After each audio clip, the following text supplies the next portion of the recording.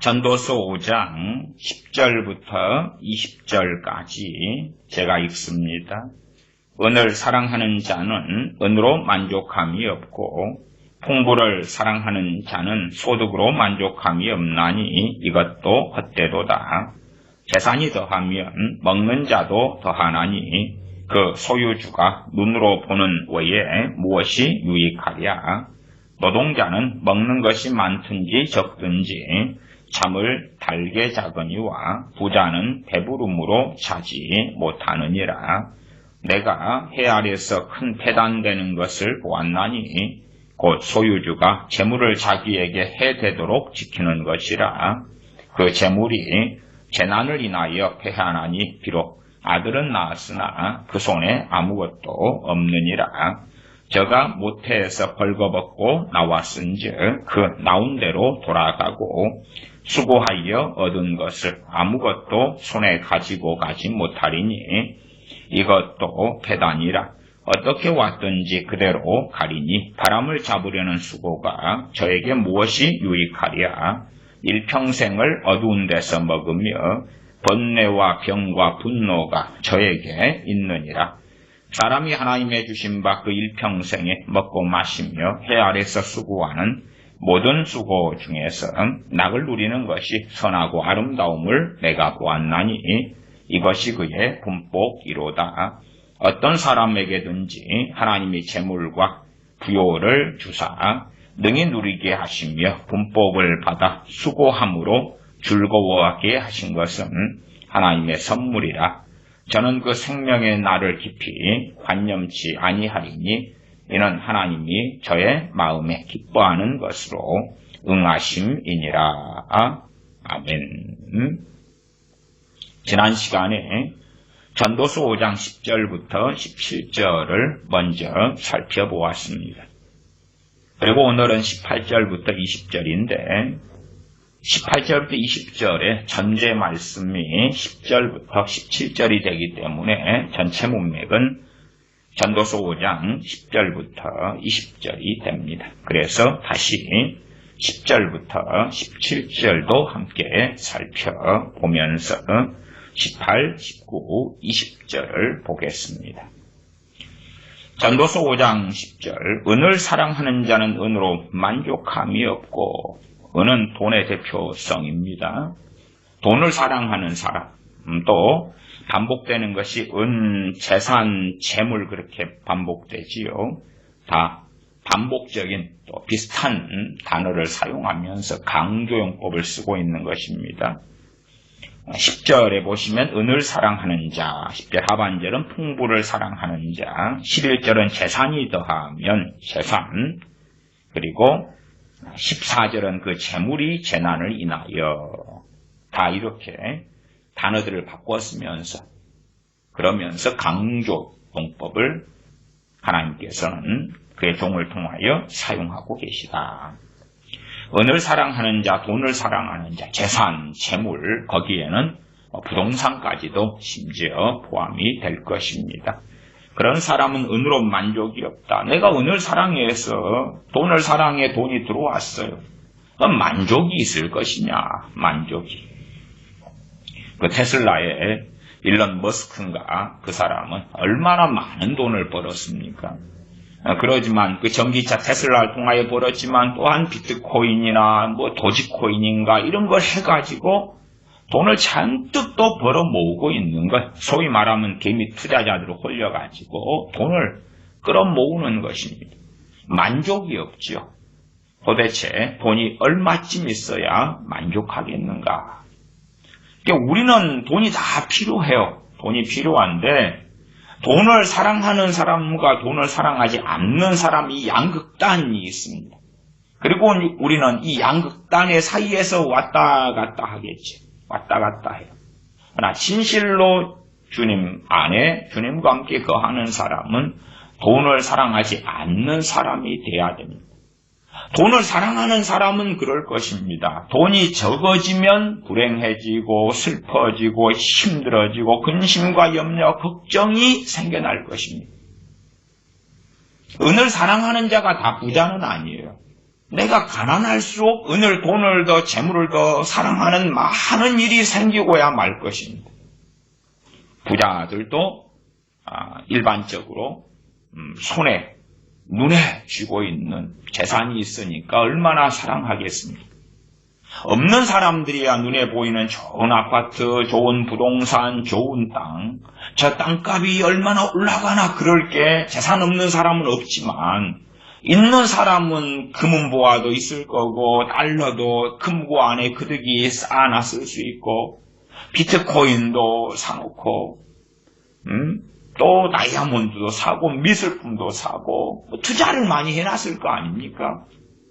그러니까 그것을 볼 때마다 얼마나 그걸 사랑하는데 사랑이 샘솟듯 솟아오르겠습니까? 그것이 없는 사람도 나는 저게 있었으면 좋겠다, 부럽다, 건물주가 부러워, 아니면 재산이 얼마 있는 사람이 부러워. 서울에 가면 많은 아파트 단지들이 있잖아요. 야, 저 아파트 단지, 저기 아파트 하나 가지고 있는 사람 너무 부러워. 저도 2019년에 한국에 가서 한 3주간 머물러 있다 왔을 때에 서울에 한 주간 머물러 있어서 여러분들과 교제할 때는 서울의 롯데타워 건너편에 있는 어떤 아파트 하나를 에어비앤비를 얻었습니다. 평수가 한 10몇 평 되는 것 같아요. 근데 당시에 2019년에 시가가 6, 7억인가 8억인가 그랬다 그래요. 저는 모르는데 이제 여기 아파트가 얼만가. 저는 에어비앤비로 한 일주일 예약해가지고 거기에서 지내는데 이제 어머니 모시고 지내는데 이제 거기에서 이제 왔다 갔다 나왔다가 들어갔다 할 거 아닙니까? 밥도 먹고 또 손님도 맞이하고 또 밖에 가서 예배도 드리고. 근데 사람들의 시선이 좀 다른 것 같아요. 그 굉장히 비싼 열몇 평마대도 그냥 평생에 모을 수 없는 돈의 가치를 가지고 그것도 몇 년 사이에 몇 억이 또 부쩍 오른 거고 거기에서 나오는데 아니면 때로 음식을 시켜 먹는데 배달부가 왔는데 굉장히 제 느낌상 존경하는 어려워하는 그런 모습까지도 보이는 것 같아요. 그런 것이 하나 있으면 얼마나 좋을까. 은을 사랑하는 사람, 재물을 사랑하는 사람, 돈을 사랑하는 사람, 재산을 사랑하는 사람. 그런 사람들에게 없으면 없는 대로 만족이 있을 수가 없고 있는 사람들은 과연 만족이 있어서 이만큼이면 되었다. 이 정도 돈 벌면 됐지. 남은 돈을 벌면 남은 돈은 이렇게 나눠주고 저렇게 나눠주고 이런 사업을 하고 저런 가난한 사람들 위하여서나 무엇을 위해서 그렇게 해야지. 그런 사람이 어디 얼마나 있겠습니까? 물론 사회 환원을 기업체 같은 데 해도 그것은 세금 혜택을 그만큼 다 사실은 받거나 심지어는 더 받기 위한 그래서 학교 법인을 세우는 방편도 사용하기도 하는 것이지요. 심지어 학교를 세워서 돈을 세탁하는 또한 거꾸로 돈벌이 수단으로 삼기도 하죠. 학교 법인을 세웠으면 학교가 땅을 구입해야 되잖아요. 부동산 장사 사업을 하는 것입니다. 오히려 좋지요. 국가에 낼 세금을 그렇게 해가지고 학교로 투자해서 어쩌고 저쩌고 저쩌고 땅은 기하급수적으로 사가지고 하여튼 은을 사랑하는 사람이 어디에서 만족할 것인가. 만족이라는 건 그렇습니다. 은을 사랑해가지고 이제 돈을 벌었어요. 이 정도만 되었다 하면 은을 사랑하는 것, 돈을 사랑하는 것, 재물, 재산을 사랑하는 게 스톱될 거 아니에요. 그럼 은을 사랑하는데 어떻게 스톱돼요? 스톱된다는 것은 만족한다는 것이고 만족한다는 것은 이제 은을 사랑하는 걸, 돈을 사랑하는 걸 멈추겠다는 것이거든요.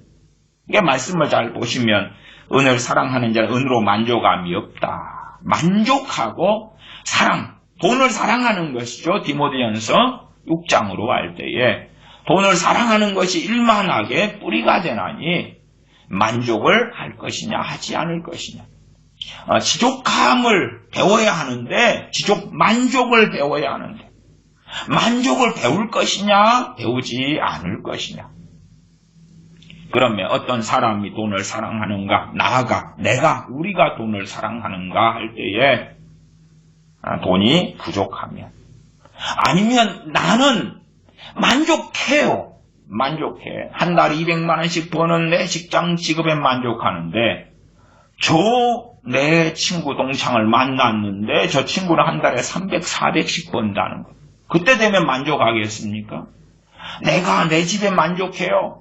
내 집에 만족해요. 그런데 내 친구 집에 갔더니 이건 뭐야? 이 교회 애들이 구역 모임들 또 나아가 셀 모임들 같은 거 가지잖아요. 가지면 참 슬픈 일이 많이 벌어져. 왜냐하면 가정들마다 돌아다니고 할 거 아닙니까? 빈부격차가 그대로 드러나요. 거기에서 많은 문제들이 일어나니까요. 셀 구역하는 도우들이 집에서 안 하려고 그래. 물론 내 집이 삐까 번쩍한 강남 아파트 50평 그렇다면 내 집에서 하자. 음식은 주문해서 먹고 거기에서 퀴치 나눔도 하고 함께 중보기도도 하고 함께 생활사를 이야기도 하고 자부심이 있으니까 그렇지. 그렇지 않은 사람들은 그 모임을 커피숍에서 하는 거예요. 커피숍에서. 카페에서 하는 거예요. 내 삶에 주례한 것을 어떻게 보입니까? 내 집은 임대 아파트. 아니 들어가면 물을 거 아니에요. 어느 아파트 단지는 다 임대라. 그리고 지은 지도 오래됐고 물론 시가도 얼마 안 돼. 전세입니까? 자가입니까? 임대입니까? 뻔히 알지요. 누구는 15억짜리 아파트 가지고 있는데 누구는 월세 살고 있다. 그러니까 집집마다 돌아다니면서 서로 사랑의 교제를 하고 무슨 사랑의 교제입니까?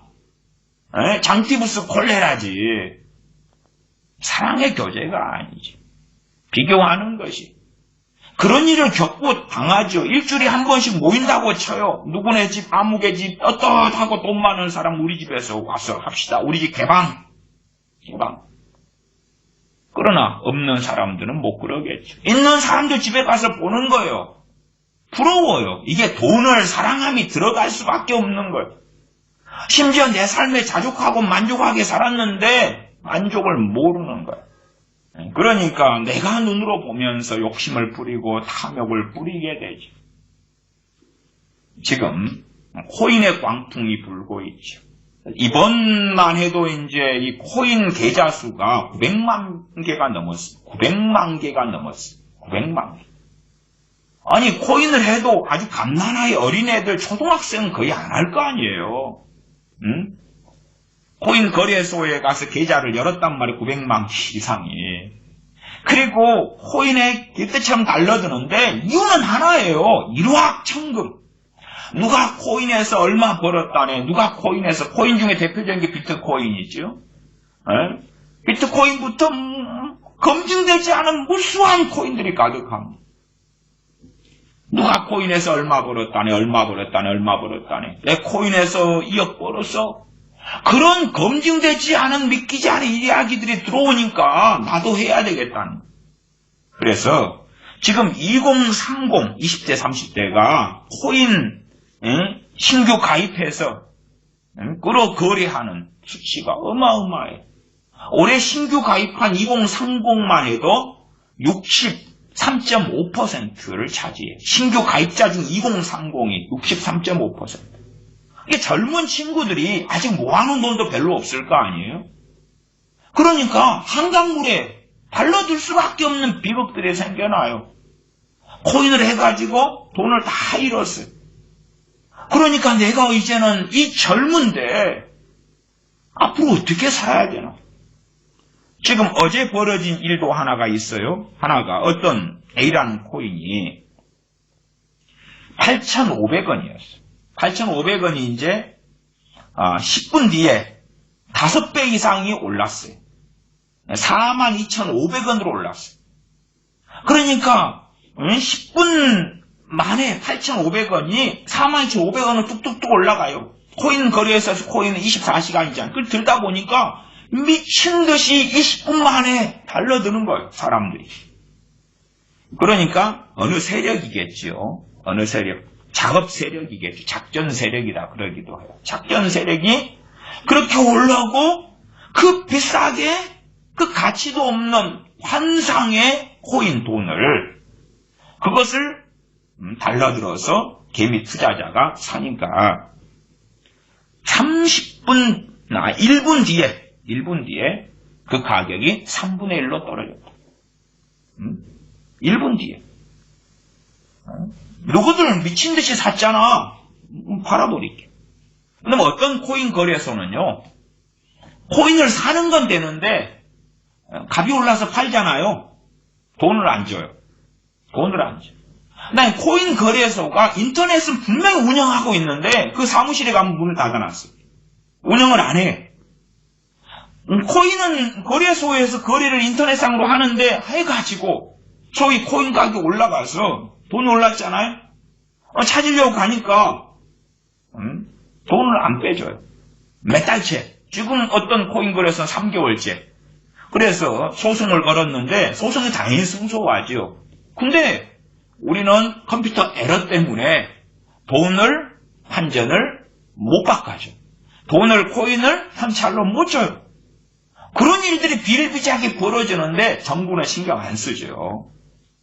그런 어리석은 일들이 참 많이 벌어져요. 지금 현재도 직장인이 40%가 가상화폐에 투자하고 있어요. 직장인의 40%. 가상화폐 코인이에요, 코인. 일확천금 얻으려고. 얼마나 미치광이 광풍이 불겠어요. 돈을 사랑하는 사람들이 그득하게 생겨났어요. 최소한 대한민국 안에. 지금은 주식에서 돈 빼가지고 가상화폐로 달라들고 있다고 그래요. 너도 나도 미친 듯이 거기에서 돈을 벌어야 될 거 아니에요. 돈을 사랑하여, 은을 사랑하는 것, 돈을 사랑하는 게 일만 악의 뿌리가 되나니.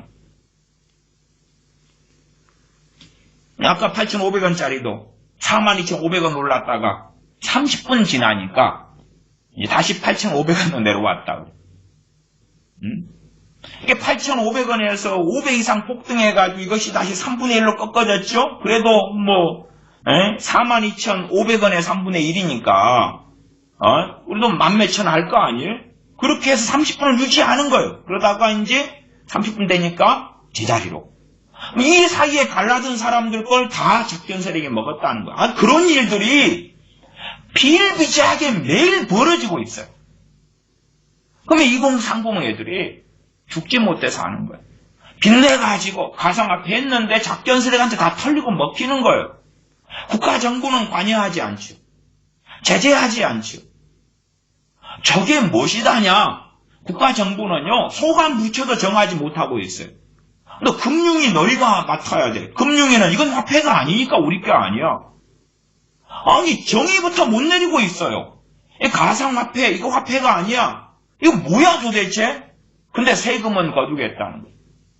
그러니까 일반 이 정신 나간 결국은 자기가 판 함정에 빠지는 건데 돈을 사랑하는 사람들이 빠지는 거예요. 아니면 보고 누가 돈을 벌었다네.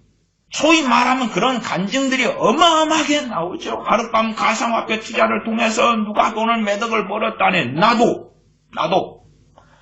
가상화폐 어떤 것이 3,000배가 올랐다네. 2,000배가 하룻밤에 올랐다네. 나도. 거기에 미친 듯이 달라들고 있지. 돈을 사랑하는 사람은 만족이 없다. 돈을 어떤 사람이 사랑하지 않는 사람이 될 것이냐. 내 소득이 줄어들 때 나는 어떠한 마음인가. 내 소득이 증가될 때 어떤가. 돈을 사랑하는 사람은 불로소득이 생기면 얼마나 기분 좋겠어. 인센티브가 많이 나오면 얼마나 춤추고 싶겠냐 그 말. 돈이 들어오면 이걸로 루이비통을 하나 장만하고 싶은데 돈이 들어왔어. 너무 감사하고 기쁘고 좋아. 그러나 돈을 사랑하지 않는 사람은 그것에 연연하지 않는다 그 말. 최소한 말씀의 기준으로 너희가 먹을 것과 입을 것이 있은지 족한 줄로 알 것이라. 그런 디모데전서 6장의 말씀에 주의를 기울이고 있어요.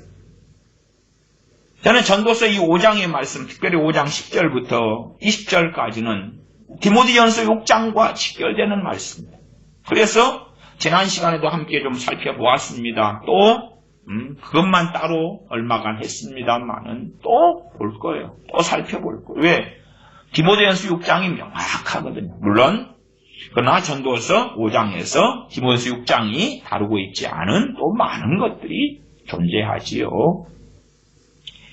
다시 5장 10절 은을 사랑하는 자는 은으로 만족함이 없고 풍부를 사랑하는 자는 소득으로 만족함이 없나 이것도 헛되도다. 그러니까 성경이 말씀하는 만족은요, 그 일시적 만족을 이야기하는 게 아니에요. 사람들이 그렇잖아요. 내가 저 10억짜리 아파트 사고 싶어서 산 다음에 만족이 생기죠. 그러나 그건 오래 못 가잖아요. 왜? 만족하지 않으니까 그래요. 자동차를 하나 비싼 돈 주고 사요. 너무 기쁘고 좋지요. 근데 그거 만족하지 못하니까 오래 안 가는 거야. 3일? 3일 가고 끝나나? 아니, 자존 만족을 가지고 있는 사람도 자동차가 필요하고 집도 필요해요. 그러나 그 집과 그 자동차가 없어도 그 사람들은 불편은 하겠지만 만족이 있다고 말이에요. 그것 때문에 그 사람의 행복과 불행을 좌지우지하지는 않는다고 말이에요. 돈을 사랑하는 것이 끔찍한 참담한 열매를 맺는데 그건 뭐냐 그러면 믿음에서 떠나게 된단 말이에요. 하나님에게서 떠나게 된단 말이에요. 떠나게. 돈을 사랑하는데 어떻게 돈을 긁어 모으지? 무슨 사업을 하지? 무슨 일을 하지? 지금처럼 코인에 900만 개 이상의 계좌가 개설되고 가상화폐 거래소에 미친듯이 직장인의 40%가 달려들고 그러면 이 40%가 이제 더 올라가겠지요. 가상화폐 거래소 계좌가 900만 개가 넘는데 그게 곧 1000만이 넘었다는 뉴스도 나올 거예요. 왜? 나도 한탕 해야 되겠거든. 나도 일확천금 얻어야 되겠거든. 그러나 정말로 그 누가 일확천금을 얻을 수 있을까요? 작전 세력이 등쳐먹고 돌라먹는 거겠지. 세력이. 그리고 일부의 야바이 게임에서 어떤 사람을 맛배기로 야바이 게임 있잖아요. 그 컵 이렇게 놔두고 그 안에 공 같은 거 놔둬서 어디에 있나 맞추면 2배, 3배, 4배 따따블 주지 그런 거. 그렇게 해서 큰돈 돌라 먹으려고 일부의 간증자를 세우는 거죠. 일부에 내가 그 야바이 게임을 해서 돈 벌었어. 나 5만 원 벌었어. 와. 그런 사람을 놔두는 거예요. 11절 재산이 더하면 먹는 자도 더하나니 그 소유주가 눈으로 보는 외에 무엇이 유익하랴. 육적으로 볼 때 유익한 거 많다. 집도 더 크게 장만하고 차도 더 많고 차도 더 비싼 차, 새 차를 장만하고 옷도 더 메이커 있고 좋은 거 있고 이게 무엇이 눈으로 보는 것 외에 무엇이 유익하냐 그럴 때에 하나님 앞에서 유익이 아니라 그 사람의 영혼에 해를 끼치고 있다 그 말이에요. 아니 사업하는 사람이 사업을 확장하고 늘리면 좋지요. 내가 식당을 하는데 식당이 잘 돼가지고 그래서 체인점을 낼 수도 있고 더 규모로 확장할 수도 있는 거예요. 직원이 더 많아지니까 와 좋아. 그러나 직원이 많아지니까 직원 뽑아야 되지. 그 다음에 직원 중에서 그 식당의 기밀 있잖아요. 기밀. 맛있는 음식의 레시피를 훔치러 온다든지 아니면 배가 아프니까 왜 식당이 잘 되는가? 그래서 망하게 하려고 이물질을 고의로 넣는 거예요. 몰래. 그래서 요즘에 식당 칸에는 CCTV 곳곳에 넣잖아요. 왜 이물질을 몰래 넣어버려요? 손님이 먹다가 깨진 유리병이 나오고 조각이 나오고 그 사람은 그렇게 해서 돈 벌고 이제 그 소위 말하면 간첩 같은 사람이죠. 그래서 빠지는 거예요. 취업해가지고 고의로 작전 세력이죠. 그것도. 그것을 빌미로 해가지고 협박해서 잘되는 식당에서 돈 받아 먹는 전문 직종도 있을 정도예요. 별일은 다 있는 거예요. 이게 직원 문제 생기지, 때 되면은 월급 인상의 문제, 아니면 확장했는데 장사가 잘 될 때는 좋은데 지금 코로나 시국처럼 안 되면 그에 대한 염려와 걱정, 노심초사는 많아질 수밖에 없어요. 그런 것을 어떻게 해야 되느냐. 그래서 눈으로 보면서 잠깐은 만족이 딱 점찍고 지나가는데, 그러나 그 다음에는 어떻게 해요? 예를 들어서 그런 거, 고깃집에 파 썰어가지고 파절이 해가지고 대파 같은 거, 그래서 이제 고기를 싸 먹는데 팥값이 얼마나 올랐어? 몇 프로? 몇 배? 세 배? 몇 배?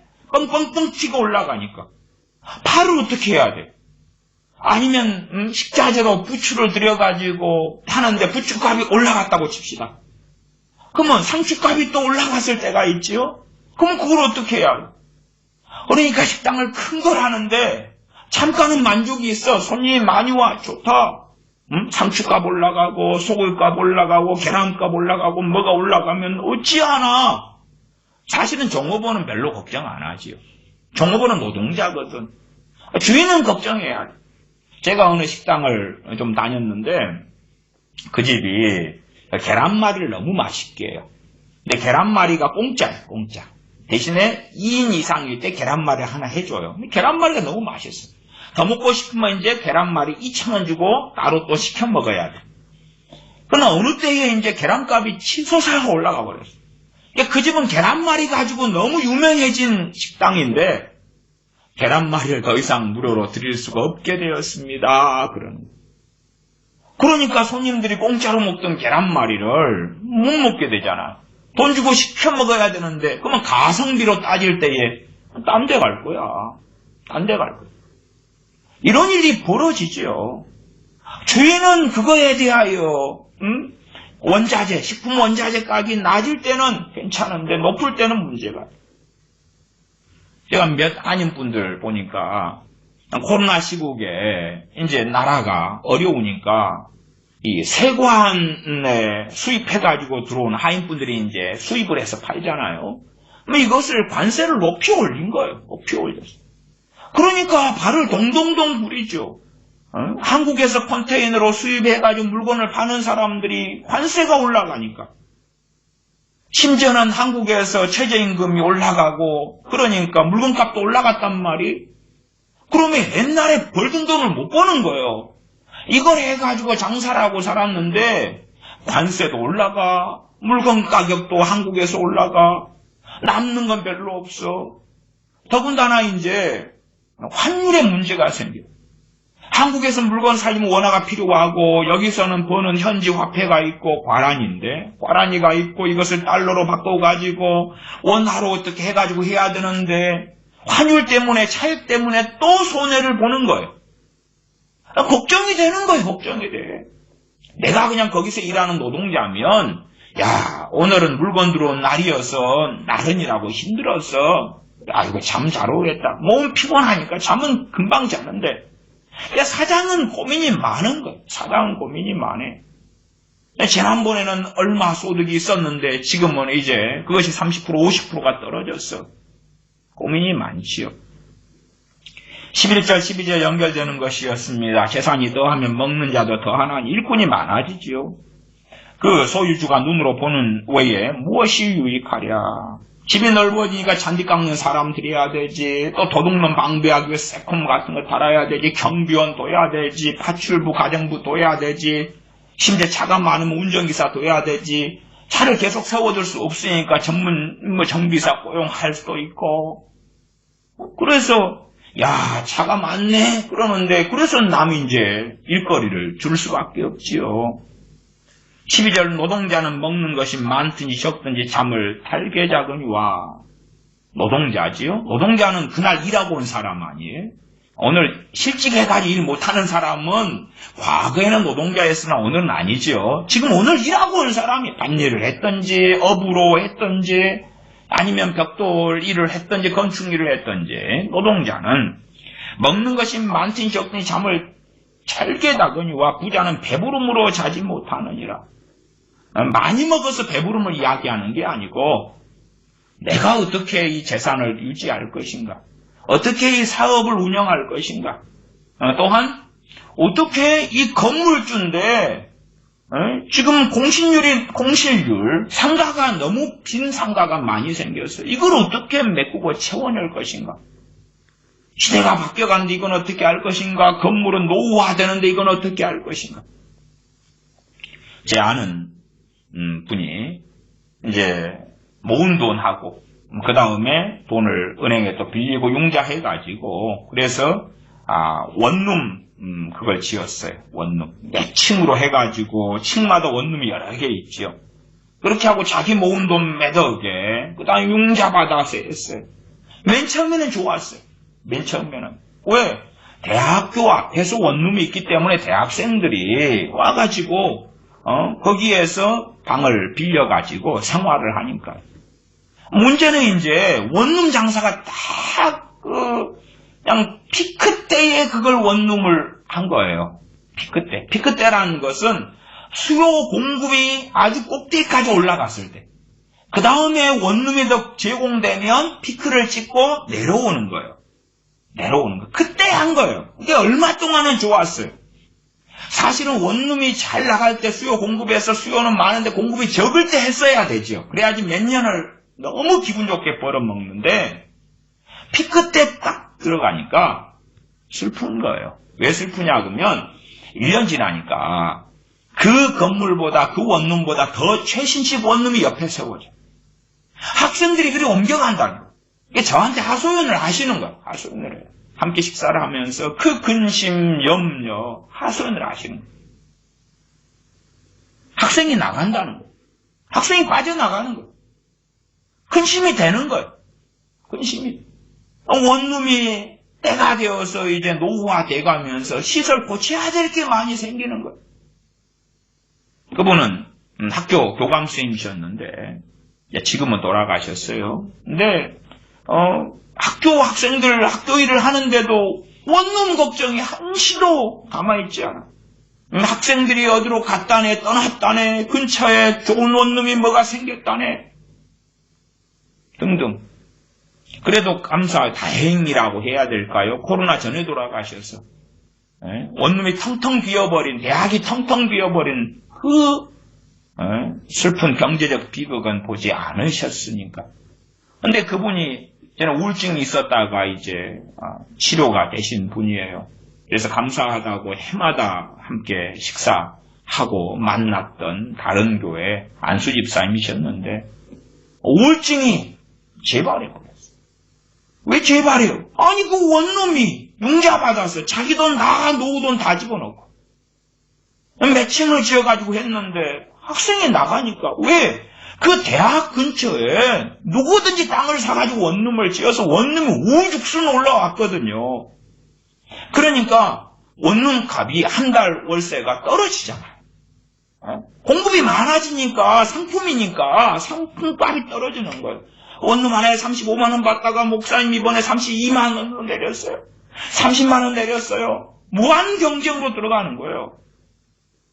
부자지요. 부자는 배부름으로 자지 못하느니라. 자기 돈이 없으면 어떻게 그걸 했겠어요. 무한한 돈으로 했는데 배부르죠. 원룸이 있고 재산이 있고 잠을 못 자요. 잠을 못 자. 잠깐은 기쁘고 잠깐은 여행하고 파티할지 몰라도 그러나 번민과 고뇌 속에 들어가. 실상은 자지 못하고 번민하고 고민하면서 무엇을 잃어버리는가. 지금 이 전도서 5장의 대상은 세상 사람 불신자하고 하나님의 백성 양자가 대상이 아니라 디모데전서 6장 말씀처럼 대상은 하나님의 백성 이스라엘입니다. 이스라엘이에요. 그러면 부자가 무엇을 잃어버리는가? 그가 자기의 건물, 자기의 사업체, 자기의 재산 때문에 무엇을 염려하는가? 어떤 분이 과수원을 가지고 있어요. 과수원에서 매해 잘 하셨어요. 그런데 어느 때 이제 당연히 태풍이 왔지요. 수확하기 일주일 전에 다 떨어져 버렸어요. 수확하기 일주일 전에. 그러면 통탄하지.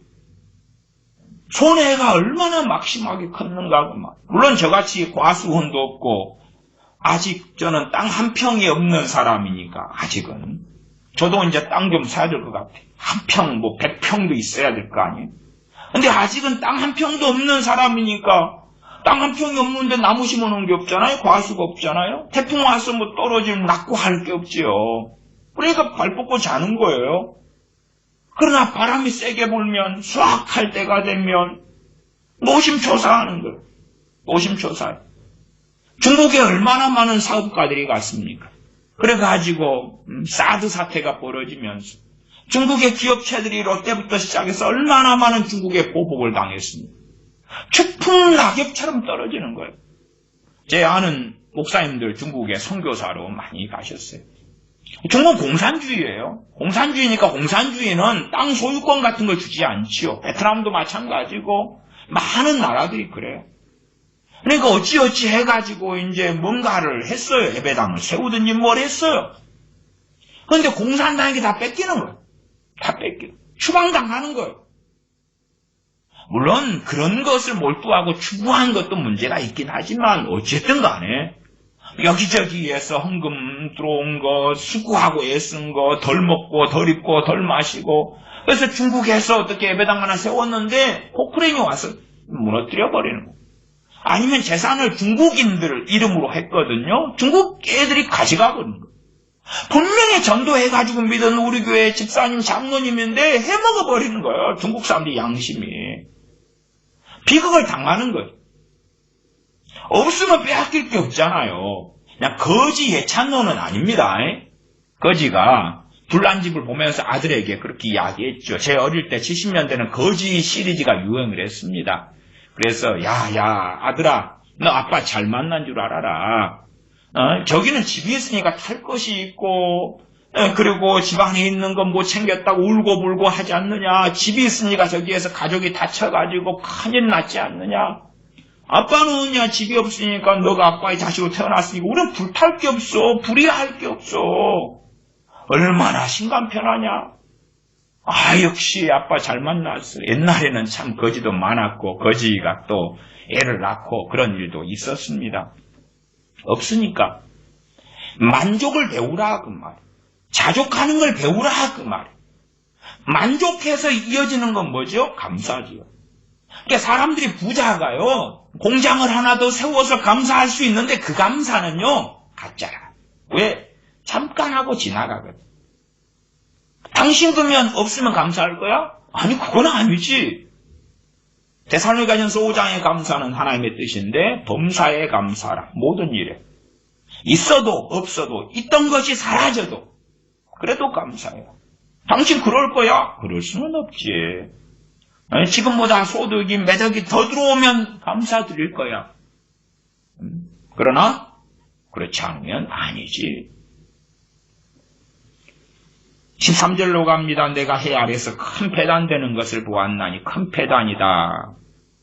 배단이라는 것은 통탄한 일, 슬픈 일, 심각한 일 그렇게도 번역이 됩니다. 내가 해 아래서 큰 배단을 보았다. 그 소유주가 재물을 자기에게 해되도록 지키는 것이라. 소유주가 재물을 자기에게 해되도록 지키는 것은 딴 이야기는 뭐냐 그러면 소유주가 재물을 사랑하는 것입니다. 대표적으로 돈을 사랑하는 것이. 돈을 사랑해요. 사랑하니까 해를 받아요. 이 이스라엘 백성 가운데 그런 사람이 어떤 해를 당했습니까? 하나님과 등지는 거예요. 믿음에서 떠나는 거예요. 믿음에서 떠나. 솔로몬도 재물이 대표성이다 그랬습니다. 솔로몬은 아내가 1000명이었습니다. 여자를 사랑하게 되었어요. 여자를. 우상 숭배하며 다른 신을 섬기는 여자를 사랑했어요. 그리고 따라가는 것이. 소위 말하면 솔로몬은 그 우상 숭배하는 여자들을 내쳐버렸어야 되는데 그런데 해가 되도록 끌어안았어요. 제가 재물, 돈, 재산, 풍부 다 대표성이다 그랬어요. 대표성이 아니라 다 관련된 말, 관련된 유사어. 그러면서 강조법이라고 말씀을 드렸어요. 그 소유주가 재물을 자기에게 해되도록 지키는 것이라. 지키는데 지키면 지킬수록 뭘 받아요? 해를 받아. 해를 받아. 아니 돈이 있으면 좋지. 많으면 좋지. 그러나 제가 지난 시간에 잠언 30장 아굴의 잠언을 통해서 나로 하여금 가난하게도 마옵시고 부하게도 마옵소서 기도하는 것을 함께 살펴보았습니다. 돈이 많은 게 우리는 유익할 것 같은데 유감스럽게 그게 우리 영혼에 하나님 앞에서의 삶에 해를 많이 가져올 수 있다는 것. 해를 많이 가져올 수 있다는 것. 심지어 항상 건강하면 좋을 것 같은데 그런데 사도 바울에게 너무 자고하지 않게 하시려고 육체와 같이 사단의 사자를 주셨다. 그럼 건강을 잃었다는 이야기죠. 그것이 사도 바울에게 유익했다는 거예요. 최소한 그때에. 그런 것처럼 우리가 생각하는 만족하고 감사할 게 있지만 진리 안에 말씀 안에서 하나님 안에서는 그렇지 않다. 그러므로 소유주는 재물을 가지고 있는 주인장이 자기에게 해되도록 이걸 지킨다. 돈을 사랑하고 끌어안으면서 그러면서 가장 무서운 해는 신앙, 그의 믿음, 그가 하나님 앞에 서 있는 그 은혜를 다 소실하고 잊어버리고 말죠. 잃어버리고 만다. 잃어버리고 말아. 가장 무서운 해는 그것입니다. 소유주가 재물을 자기에게 해대도록 지키는 것이라. 돈을 사랑하는 것의 구체적인 이제 말씀들의 상황들이 이어진 것입니다. 14절. 그 재물이 재난을 인하여 패하나니. 재물이 나를 지켜줄 것 같은데 패한다. 그 말은 승리한다. 반대말이죠. 요즘 번역은 패한다는 것을 없어지나니 이렇게 번역했습니다만은 개역성경의 번역으로 가는 것이 저는 좀 더 낫다. 옳다 이렇게 봅니다. 그 재물이 재난이 나여 없어지나니보다 패하나니. 이게 재물이 우리로 하여금 성공하게 해주지 못한다. 무슨 성공요? 세상의 성공은 재물이 해줍니다. 세상의 성공은 재물이 해줘요. 그런데 무슨 성공요? 하나님 앞에서. 신앙, 하나님을 섬김. 그것은 재물을 끌어안으면 끌어안을수록 실패하게 된다는 것입니다. 성공 반대말 패한다, 실패한다, 지고 만다. 그래서 우리는 우리 자신을 시험하고 점검해 보아야 됩니다. 재산이 얼마 있는 것이 아니라 많든지 적든지 간에 내가 그것 때문에 근심하고 탄식하고 울고 슬퍼하느냐. 내가 그것 때문에 아니면 때로 없는 것 때문에 근심하고 울지 않는가. 우는가 울지 않는가. 그 재물이 재난이 인하여 패하나니. 아무리 우리 손에 쥔 재물이라도 우리를 보호해 주지 못하고 우리를 하나님 앞에 서게 하지 못한다 하는 것입니다. 비록 아들은 낳았으나 그 손에 아무것도 없느니라. 이제 아들은 낳아서 대는 이어가지고 했는데 그 손에 언제 아무것도 없게 됩니까? 그 다음 말씀이 나오잖아요. 죽어서 내가 그렇게 모아놨던 재산을 가지고 못 간다 그 말. 이제는 벌거벗은 몸으로 하나님 앞에 서야 되는데 어떻게 할래? 너 어떻게 할래? 응? 재물을 모으고 지키기 위하여 평생을 마음을 쏟고 염려하며 근심하며 안달복달하고 살았는데 너 어떻게 할래? 삼성의 이건희 회장이 돈을 이번에 상속을 26조를 했다고 나왔잖아요. 거기에 상속세만 12조가 나왔지요. 12조를 일시불로 그 삼성가에서 갚을 수가 없기 때문에 2조씩 6번에 걸쳐서 그걸 갚는다 그래요. 그렇게 재산 많고 돈 많은 사람들이 이번에도 겨우 2조를 갚는데 그것도 은행 융자도 받아야 되고 그 다음에 삼성전자 주식이 배당금이 이번에 크게 나와서 그게 1조 얼마 1조 2천억 원인가 그거 플러스 시키고 그래서 이번에 삼성전자 주식은 이재용 부회장한테 다 안 주고 그냥 그 상속 지분에 따라서 나눠 가졌다 그래요. 왜? 삼성전자 주식을 가지고 있어야지 거기에서 배당금이 나와서 자기 상속세를 낸단 말이에요.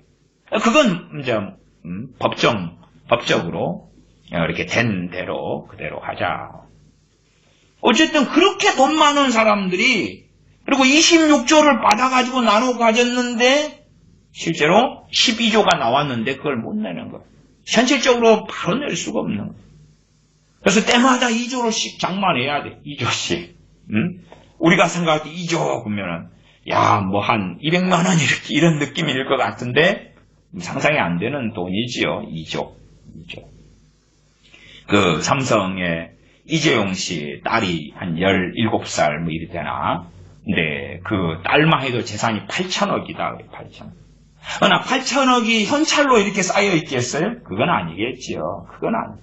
이 재산이 부동산이나 건물이나 주식이나 다른 형태로 돼 있는 거죠. 더군다나 사업하는 사람은 자기 주식을 제대로 처분하거나 팔 수가 없는 양심이 없는 사람 외에는 그렇게 쉽게 못하지요. 그렇게 그 재산을 모으기 위하여 이건희 회장 같으면 26조를 그걸 모으려고 평생 한 달 먹다라고 살다가 결국은 병원에 오래 있다가 거기에서 사망한 것 아닙니까? 그 재물이 또 그 앞에 이병철 삼성의 그 돈병철 회장이라 그러지요. 뭐 지켜주냐? 정주영 씨, 현대의 정주영 회장을 그 사람이 모은 평생에 투자하고 쏟아부은 그 재물이 그의 영혼을 지켜주냐? 하나님 앞에 섰을 때에 그가 싸질머지고 가서 하나님 얼마면 되겠어요? 얼마면 나를 천국에 보내주겠어요? 얼마면 되겠어요? 부자 청년도 내가 이러이러한 선한 일을 십계명에 따라 했습니다.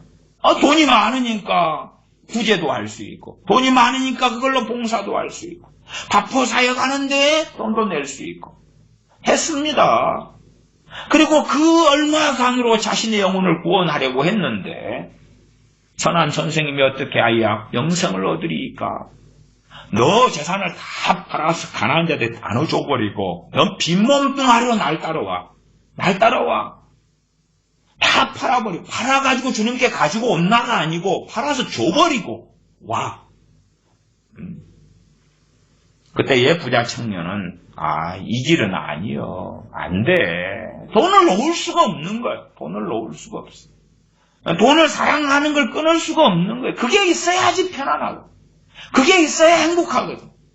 그 재물이 재난을 인하여 진짜 재난은 사망입니다. 제가 지난 시간에도 말씀드렸죠. 그래서 그 뒤에 죽음에 대한 이야기가 나와 있어요. 그 손에 아무것도 없는 일 언제 없습니까? 죽은 다음이 없지. 하나님 앞에 섰을 때 금은보화 가지고 못 가니까 부동산 가지고 아파트 가지고 못 가니까 그 손에 아무것도 없는 거예요. 자식은 낳아서 세상에 남겨두고 하나님 앞에 섰는데 진짜 재난이에요. 진짜 재난. 물론 때때로 이 땅에서 벌어지는 재난도 포함될 수도 있겠지만 그러나 그것은 어떤 사람의 때는 전쟁이 없이 평화로운 때를 보내다가 죽기도 하니까 또 경제에 아주 성장기를 보내기도 해요. 어떤 세대는 경제 공황을 보내기도 하고 전쟁의 때를 보내기도 하고 그래서 재난은 모든 사람에게 천편일률적이진 않아요. 또 어떤 사람은 처음부터 태어났을 때 정말 가난하게 태어나서 날마다의 삶이 재난이다 말할 수 있는 사람도 있고 북한에 태어난 사람도 그렇고 또 중동에 태어난 어떤 사람들도 그럴 거예요. 아프리카도 그렇고. 그러나 모든 사람이 공이 다 당하는 재난. 물론 재물을 의지하는 사람이 아니면 정말 본향을 향하여 살아나가는 하나님의 사람이라면 이 죽음이라는 것은 결코 재난이 되지 않을 것이지. 도적같이 내가 옳으니 그렇게 돼버리면 그 사람들에게는 재난이 될 것이고 너희에게는 내가 도적같이 임하지 아니하리니. 왜? 기름 준비했으니까. 주님 맞이할 준비했으니까 그런 사람에게는 재난이 아닐 것입니다. 주님의 재림 강림도 재난이 아니고 또한 우리의 인생이 마감되는 것도 재난이 아닐 것이다. 누구에게 재난이냐? 그 재물을, 은을 사랑하는 사람. 그래서 전도서 5장 10절부터 20절에는 두 부류의 사람이 나와 있는 것이 첫 번째 부류는 10절부터 17절까지 있는 돈을 사랑하는 사람, 은을 사랑하는 사람, 은을 사랑하고 돈을 사랑하는 사람 가운데서도 재물을 모은 사람이 있고 아직 가난한 사람도 있겠죠. 그 부류의 사람들 포함되는 거죠. 전체적으로 은을 사랑하고 풍부를 사랑하는 자지. 그 가운데 재산이 더하는 사람도 있고 재물을 많이 모은 사람이 있고 가난한 사람도 있고 그 어쨌든 부류인데 그들의 인생의 중심에는 돈이 있더라. 그들의 인생의 중심에는 아파트가 있더라. 부동산이 있더라. 그게 있더라. 젊은 애들은 코인을 통해 돈 버니까 지금은 코인이 있겠지요.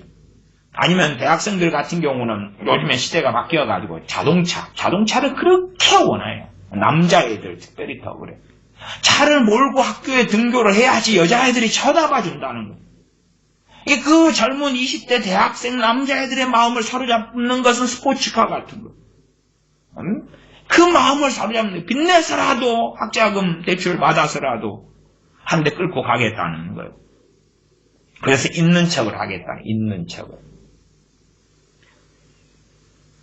계속 15절이죠. 15절 그래서 그 앞에 재난 그럴 때 사망 죽음을 이야기하는 것으로 볼 수 있는 것은 15절이다 그랬습니다.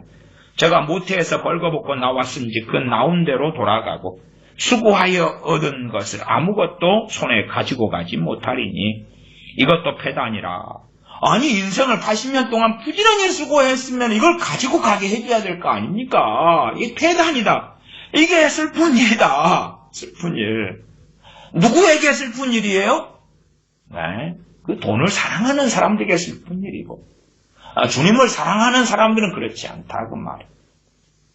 우리가 소위 아주 가난뱅이로 살아왔어요. 그래서 집에 있는 가전제품이나 뭐 집에 가구나 다 그냥 너무나 추레한 것이.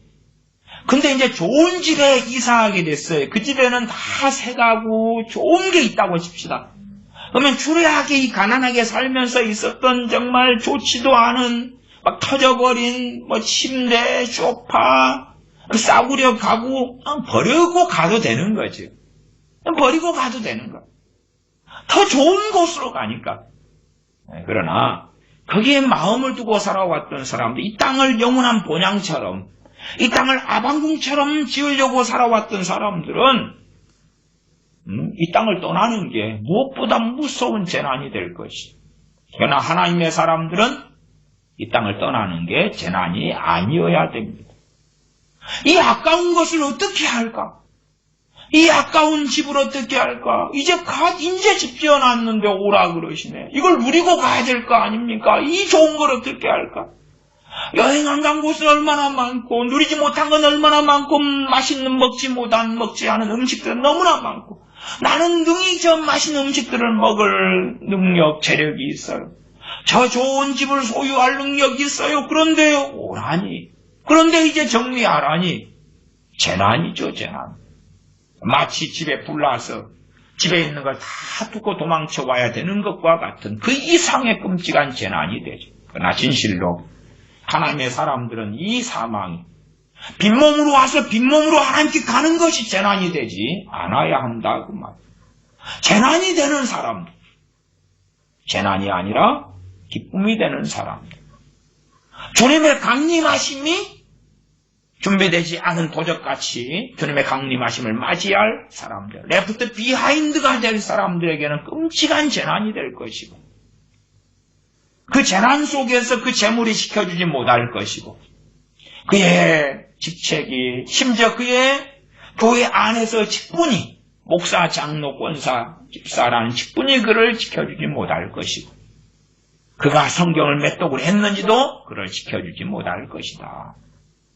그러나 진실로 주님 의지하고 찾고 주님 안에 거하는 사람은 주님의 강림하시면 재난이 아니고 기쁨의 일이 될 것이고 고대했던 일이 될 것이고, 또한 그의 인생사에서 하나님께서 이제 정리하고 오라 하고 우리 부르실 때에 우리에게는 하나님께 돌아가는 것이, 빈손 빈몸으로 돌아가는 것이 기쁨의 일이 될 것이다.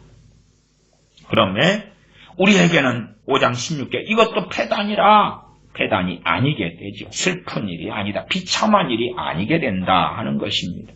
이 패단을 새번역 성경 비참한 일 이렇게 번역을 했습니다. 16절 이것도 패단이라 어떻게 왔든지 그대로 가리니 바람을 잡으려는 수고가 저에게 무엇이 유익하랴. 돈을 벌려고 재물을 쫓아가는데 하나님의 심판대 앞에 서서 인생을 결산해야 되는 입장에서는 그게 바람을 잡는 일이라는 거예요. 우리는 만족하는 것을 배워야 되고 우리의 손에 붙잡고 있고 바라고 원하는 것들이 영원한 소망이 아니라는 것을 알아야 됩니다. 성경 히브리서를 좀 보겠습니다. 히브리서 11장을 보겠습니다. 히브리서 11장. 히브리서 11장 아브라함 그 다음에 사라 나와 있는 그 대목. 히브리서 11장 13절 14절을 봐보겠습니다. 제가 읽습니다. 히브리서 11장 13절 14절.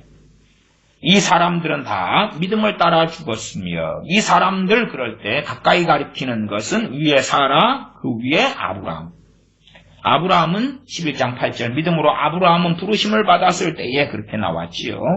그리고 11장 11절 믿음으로 사라 자신도 가까운 문맥은 아브라함과 사라.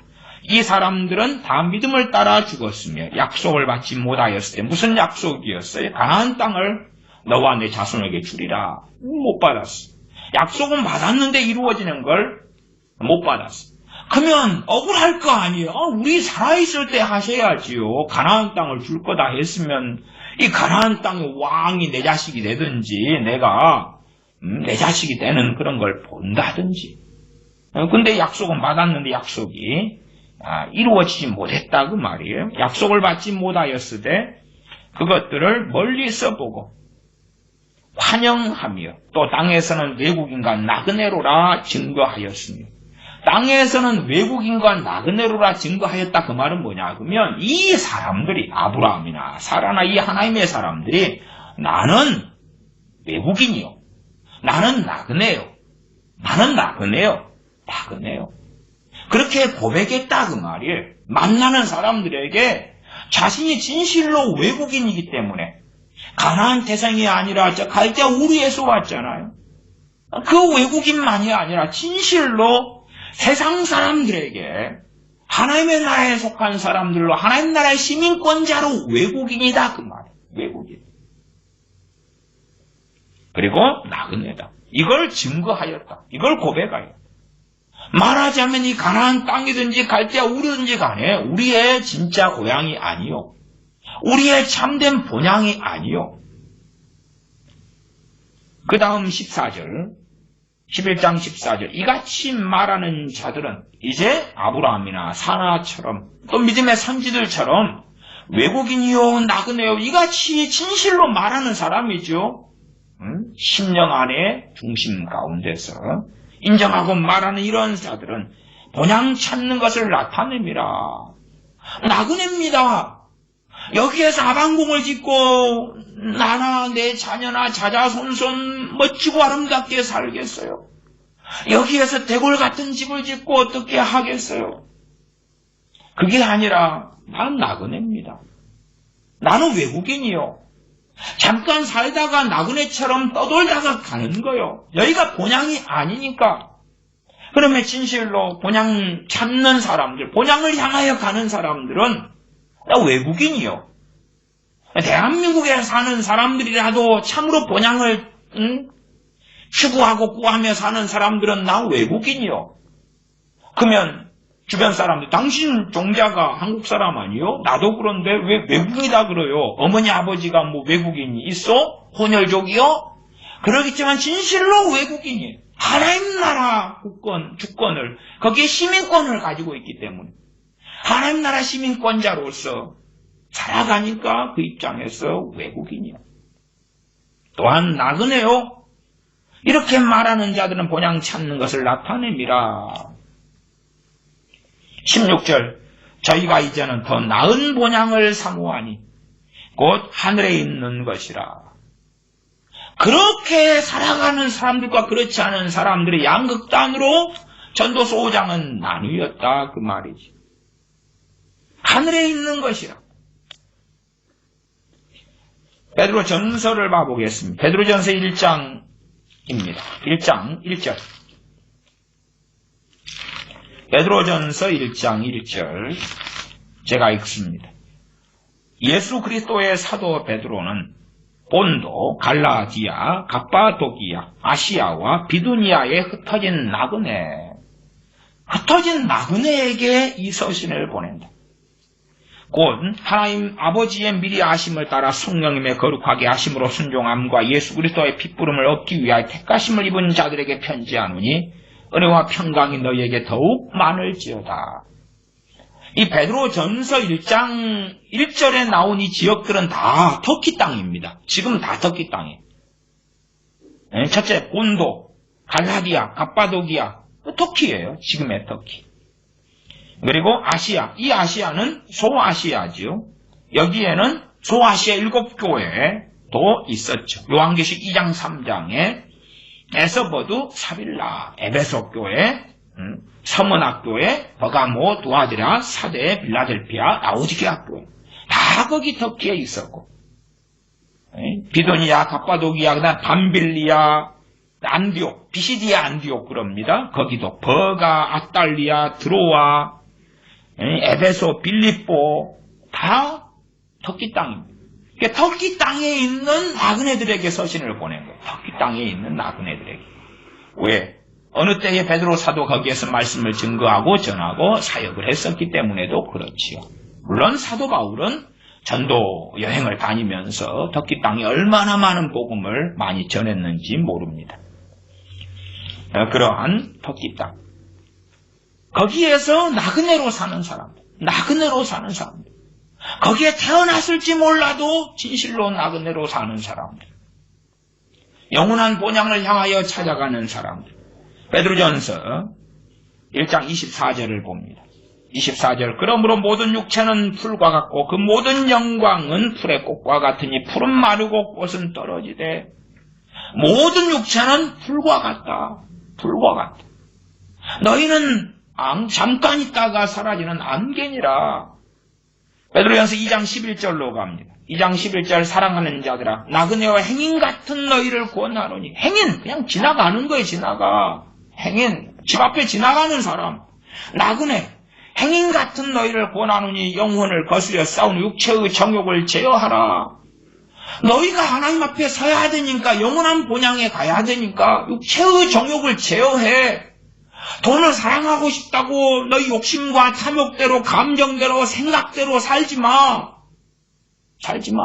마음의 변화를 받아야 된다. 마음을 새롭게 함으로 변화를 받아. 로마서 12장 2절 말씀이지. 다시 전도서로 돌아옵니다. 전도서입니다. 전도서 5장 16절. 이것도 패단이라 어떻게 왔든지 그대로 가리니.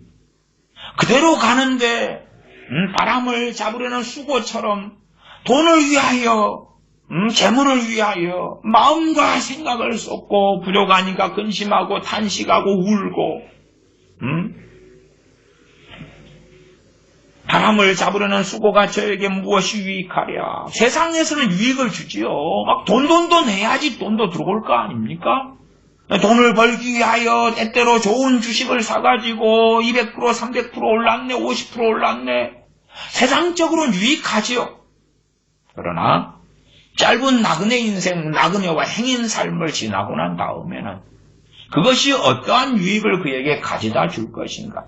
평생에 그것을 몰두하고 살아가는 평생에. 17절. 일평생을 어두운 데서 먹으며 번뇌와 병과 분노가 저에게 있느니라. 어떤 사람들요? 돈을 사랑하는 사람들, 은을 사랑하는 사람들, 풍부를 사랑하는 사람들.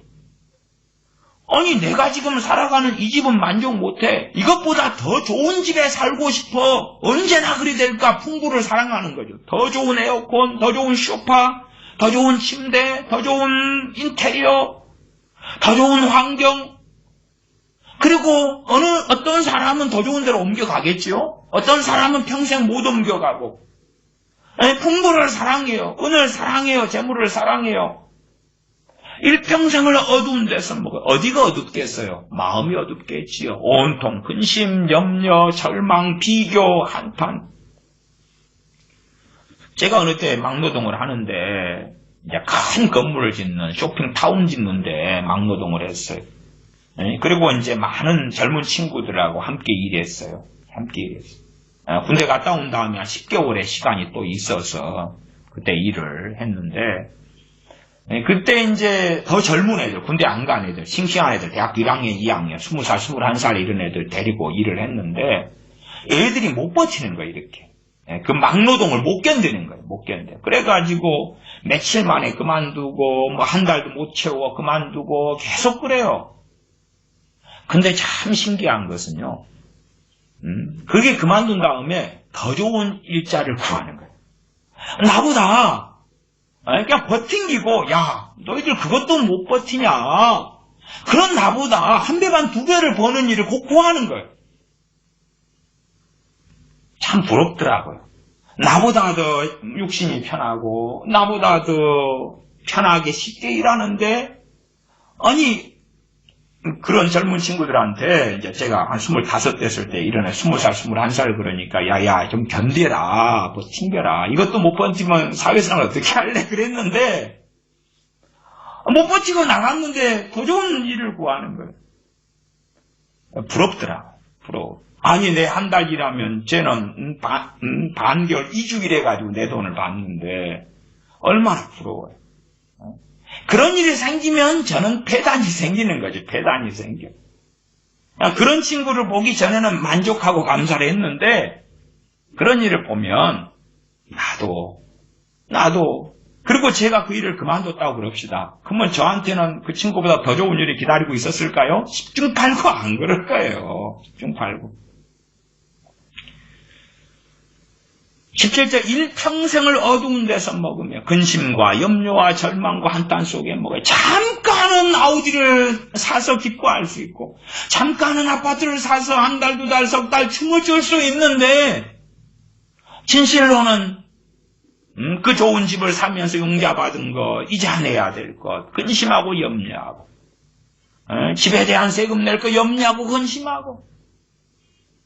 그러니까 이건희 회장이 안 돌아가시고 26억을 손에 쥐고 있을 때는 26조. 그러니까 뭐 주식이라든지 아니면 뭐 미술품이라든지 등등등. 그럴 때는 그냥 언젠가 받을 테니까 했는데 막상 돌아가시면서 26조를 삼성가에 상속을 딱 해줘 버리니까 원매 복잡해 죽겠다. 돈 일시불로는 12조를 못 장만해내요. 어두운 데서 먹어야 되죠. 어두운 데서. 물론 우리 가운데 대부분은 그러고 싶다. 나도 그러고 싶다 그러겠지만 진실로 일평생을 어두운 데서 하나님 보실 때에 먹는 것이. 하나님 보실 때에 번뇌와 병과 분노가 저에게 있느니라. 뭐가 있어요? 번뇌가 있어요. 번뇌가. 이런 염려 저런 염려 가지가 많으니까 바람잘 날이 없는 거예요. 종업원을 10명을 데리고 일을 했는데 어느 날에 이 종업원이 몸이 아파서 못 온다 그러네. 또 저 물건을 구해서 원자리에 들어와야 되는데 그것이 때되면 못 들어온다 그러네. 그냥 이것저것 노동자는 시키는 대로 물론 돈은 적게 받아요. 시킨 대로 이거저리 날라 그러면 예의 벽돌 날라 예의 그리고 이제 아이고 피곤해 그리고 그냥 호걸고 자는데 근데 일 부려먹는 사람은 직원이 10명이라고 지금 이 사람한테 무슨 일 시켜 저 사람 무슨 일 시켜 저건 무슨 일 시켜 왜 저는 저렇게 멍청해 왜 생각을 한 능동적이지 않아 아니면 이 정도는 안 돼 확장해야 돼 물건을 또 다른 걸 들여와야 돼 식당이면 메뉴를 더 개발해야 돼 어째야 돼 누구를 주방 보조로 주방장이 또 돈 더 준다는 곳에 가버렸네 누구를 또 끌고 들어와야 돼 번뇌 속에 살지 물론 그러면서 행복한 척 기쁜 척 만족한 척 여유로운 척은 하지만 번뇌죠 번뇌 오히려 농사꾼이 꽹이질하고 하는 농사꾼이 몸은 피곤하고 소득은 적어도 발 뻗고는 자겠죠. 어두운 데서 먹으며 번뇌와 병 주로 우리는 뭐 정신의학이나 이런 관련된 사람들은 압니다. 마음의 병이 육체의 병을 가져온다는 것을. 그래서 점점점 풍요로운 시대인데 암이 더 심해져 가고 심혈관 질환이 더 심해져 가고 질병이 더 심해져 가서 현대의학으로 잘 고치지 못하는 많은 병들이 생겨나는 것을 알 수가 있어요. 병. 뭐요? 어두운 데서 먹으니. 어두운 데 먹는 게 기본적으로 근심이에요, 근심. 근심에서 뭐가 와요? 번뇌가 오고 평안하지 않지요. 평안하지 않아요. 만족이 없다 그 말이에요. 그리고 병이 와요. 질병이 와요, 질병. 그러니까 어떤 사람들은 그래요. 돈이 굉장히 많은데 그래서 1년에 몇 차례씩 또 건강검진 받는데 갑자기 말기암이라는 거예요. 분명히 6개월 전에는 아무렇지도 않았어요. 깨끗했어요. 갑자기 병이 생겨서 더 이상 손댈 수 없어요. 그런 일도 벌어져요. 병과 분노가 저에게 있느니라. 재산이 많으니까 하이에나들이 많을 거 아닙니까? 누가 손을 떼고 뜯어먹나. 최소한은 가족, 부모, 형제부터 사돈의 팔전부터 시작해서 하이에나들이 많잖아요. 같이 나눠 먹자. 같이 나눠 먹어. 분노가 일어나죠. 내가 노력하고 수고한 것을 왜 줘야 되는데? 왜 너에게 줘야 돼? 수고하고 노력했는데 자식 놈들은 그 부모의 노력을 알아주지 않고 부모의 돈이나 갖다가 쓰는데 바쁘고 분노가 나는 거예요. 재산을 더 키울 생각을 해봐. 갖다 쓸 생각만 하지 말고 어떻게 사람 구실할까?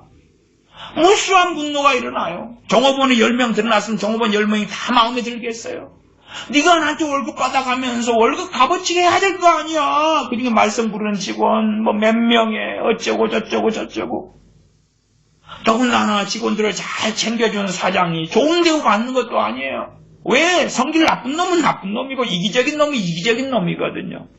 그러니까 분노가 퐁퐁퐁 솟아나는 것이지요. 이제 5장 18절로 갑니다. 사람이 하나님의 주신 바 그 일평생에 먹고 마시며 해 아래서 수고하는 모든 수고 중에서 낙을 누리는 것이 선하고 아름다움을 내가 보았나니 이것이 그의 분복이로다. 분복은 받은 복이다. 나누어 받은 복이다. 그 말이 사람이 그냥 이제 불특정 다수처럼 불특정한 어떤 사람처럼 사람이 이렇게 시작했습니다. 사람이 하나님의 주신 바 그 일생에 먹고 마시며 그러니까 이 땅의 모든 것은 하나님께로서 온 것은 맞지만 A라는 사람을 대표성으로 해서 그 사람이 하나님을 주셨어요. 근데 하나님이 주셨지만 두 부류의 사람이 크게 있겠지요. 하나님으로부터 온 것을 인정하지 않는 사람들과 이건 하나님으로부터 왔어 인정하며 감사하는 사람들. 어떤 사람은 이건 내 능력으로 했어 하는 사람이 있고 어떤 사람, 그 중에서 전도서 5장 18절의 사람은 하나님이 주셨다는 걸 아는 사람. 근데 그거에 대하여 불평하고 불만을 가지고 한탄하고 아쉬워하거나 원망하지 않지요. 하나님께서 적과 꿀이 흐르는 가나안 땅을 주셨는데 가나안 땅이 정말 그리 큰 땅은 아니잖아요. 충청도보다 약간 광주를 포함한 전라도보다는 지금 현재 기준으로 더 작은 땅. 조그만 곳이 로마 제국처럼 큰 곳 최소 이집트 정도는 돼야 될 거 아닙니까? 저기 티그리스 유프라테스 강 옛날 아브라함이 나왔던 갈대아 우르를 중심으로 하란 땅이나 이런 전체적인 큰 걸 주세요. 큰 걸 줘요. 터키 땅 얼마나 좋아요. 그걸 다 줘버리셨어야지.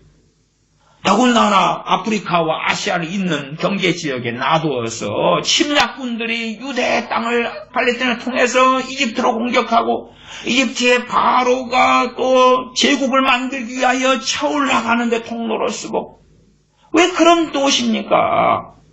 그게 이스라엘 백성이 하나님께 받은 분복. 나아가서 가나안 땅에 들어가면서 땅 분할을 하죠. 집안마다 가문마다 분할을 해요. 누구는 어느 집안은 어느 가문은 좋은 데를 얻어요. 어느 곳은 안 그래요. 안 그래. 분할을 하는데 분복이에요. 분복인데 하나님께서 주시는 것을 아는 사람. 물론 아는 사람들 가운데서도 더 많은 돈을 사랑함을 추구하는 사람은 원망하고 대항하고 대적하겠지요. 다시 18절. 사람이 하나님의 주신 바 그 일평생에 먹고 마시며 해 아래 수고하는 모든 수고 중에 낙을 누리는 것이 하나님이 주시는 것을 우리가 누리고 이 작은 땅이라도 이걸 누리고 내 재능도 사람마다 크기가 다르잖아요. 달라. 그것을 가지고 일평생에 낙을 누리는 거예요. 낙은 기쁨이죠. 기쁨. 행복이기도 하고. 그걸 누리는데 전제 조건이 있어요. 만족하고 감사하는 것이지. 만족하는 것이지. 그래서 5장 10절로 갔을 때에 은을 사랑하는 자는 은으로 만족함이 없고 만족이 핵심 포인트다. 그래서 디모데전서 6장을 제가 말씀을 함께 드렸던 것입니다. 풍부를 사랑하는 자는 소득으로 만족함이 없다. 하나님께서 우리에게 나에게 주셨는데 보잘것없게 보여도 이게 나의 분복이다. 일평생에 감사하고 그리고 때로는 하나님께서 2차, 3차, 4차로 분복을 주실 수 있지요. 그러면 더 확장되고 더 많아질 수 있어도 심지어는 주셨던 것을 거둬가실 수도 있는 거야. 욥처럼, 욥의 어느 때처럼 주신 이도 여호와시오, 거둬가신 이도 여호와시니 여호와께서 찬송을 받으실 것입니다. 했던 것처럼 항상 우리의 재산이 증가하는 일만 생기는 게 아닙니다. 우리가 점점점 건강해지기보다 나이 들어가고 노인이 되어져 갈수록 점점점 건강을 잃어가지요. 젊음을 잃어가고 우리의 외모도 쭈그러미 생기고 안 좋아져 가지고. 그러나 그럼에도 거기에서 낙을 누리는 것. 만족을 배우는 사람만이 낙을 기쁨을 누립니다. 데살로니가서 5장에 그러므로 항상 기뻐하라고 말씀하고 있는 거예요. 항상 기뻐하라고. 성경의 히브리서 11장이나 하나님의 많은 사람들은 가난뱅이였습니다. 그런 사람들은 왜 어떻게 하여야 항상 기뻐하라는 말씀에 순종할 수 있었겠는가? 사람이 하나님의 주신 바 그 일평생에 먹고 마시며 먹고 마시는 것. 적게 먹고 적게 마시든 싸구려를 먹고 마시든 간에 일평생에. 그리고 낙을 누리. 그게 낙을 누리는 거예요. 낙을. 그러나 나는 2,000원짜리 먹는데 왜 저 사람은 10만원짜리를 한 끼 먹어야 하나? 나는 하루 용돈이 10,000원인데 저 사람은 하루에 1,000만원씩 물 써서 돈을 쓸 수 있는가? 낙을 못 누리겠죠? 기쁨을 못 누리겠죠? 그냥 검은 흑빵을 딱딱한 빵을 먹어도 낙을 누려야 되고 그건 말씀에 순종하여 항상 기뻐하라. 기뻐하는 것이지. 그러한 삶을 살 때 하나님 보실 때에 우리의 인생이 비극이 아니라 참으로 본향에서 기뻐할 날이 온다 하는 것입니다. 하나님의 주신 바 그 일평생에 먹고 마시며 해 아래서 수고하는 모든 수고. 어떤 사람은 농부로 태어나고 농부의 자식으로 태어나서 배운 게 농사 짓는 것밖에 없어서 부모의 땅을 물려받아서 농사꾼으로 살다가 마감하고 어떤 사람은 목장에서 양치기의 자식으로 태어나 양치는 것만 배워서 그렇게 해서 인생을 마감하고 그렇게 수고하더라도 수고하는 모든 수고 중에서 낙을 누리는 것이다. 그 말이에요. 누구는 가난해서 그 가난을 벗어날 길이 없어요. 막노동 말고는 먹고 살 길이 없어요. 그 모든 수고 가운데서도 낙을 누려야 한다. 그 말이에요. 물론 우리는 블루 칼라에서 화이트 칼라를 추구하고 자녀들에게는 너희들은 아빠처럼 기름때 묻히지 말아라. 아빠처럼 이렇게 고생하는 일을 하지 말고 가만히 앉아서 돈이 쑥쑥쑥 들어오는 그런 일을 해라. 그렇게 말한 어리석음 속에 들어가서 말씀하고 다른 걸 가르칠지언정 진실로 해 아래에서 수고하는 모든 수고, 사람들이 해 아래에서 벌어먹고 살기 위해서 무수한 직업과 일을 가지고 살지요. 그러나 그것이 아무리 보잘것없는 일, 때로는 청소부 일이나 아니면 남의 집에 가정부로 사는 일이든지 아니면 또 다른 여러 일이라 할지라도 거기에서 낙을 누리는 것이 선하고 아름다움을 내가 보았나니 이것이 그의 분복이로다. 낙을 누리는 것이 그냥 기쁨을 누리는 것, 만족을 누리는 것이 자동적으로 주어지는 게 아니죠. 선하고 아름다운 것이 무엇이냐? 하나님이 주신 그 속에서 내가 수고하고 땀 흘리고 노력하면서 감사하고 만족하고 기뻐하는 것이 선하고 아름다운 일이다 그 말. 우리는 무슨 선하고 아름다운 일을 어디서 찾겠습니까? 돈을 많이 주셔야 구제를 하지요. 선교를 하지요. 예배당 건축하는데 돈을 보태지요. 돈이 많이 벌어야지. 내가 성공해야 전도도 잘 돼요. 사회적으로 명예와 권세를 얻어야지. 와, 예수님 믿던 일이 잘 됐네. 그래서 연예인 간증 같은 거 성공한 연예인 데다 놓고 시키기도 하지요. 그것이 크리스찬의 모습이라고 거짓말하기도 하죠. 그러나 해 아래서 하는 모든 수고 중에서 낙을 누리는 것, 기뻐하는 것, 감사하는 것, 항상 기뻐하라, 쉬지 말고 기도하라. 범사에 감사하라. 이는 너희를 향하신 하나님의 뜻이니라. 하나님의 뜻이 그렇게 말씀이 연결되는 거예요. 예? 낙을 누리는 것이 기쁨을 누리는 것이 자동적으로 기쁨이 누려지는 게 아니라 우리가 기뻐해야 되기 때문에 빌립보서 말씀은 내가 다시 말하노니 기뻐하라. 다시 말하노니 기뻐하라 하는 기쁨의 서신을 감옥 속에서 보냈던 것입니다. 그 빌립보도 터키 땅에 있는 곳이지요. 선하고 아름다움을 내가 보았나니 이것이 그의 분복이로다. 어떤 사람 돈을 사랑하는 그 사람이 아니라 어떤 사람이 하나님이 주시는 분복,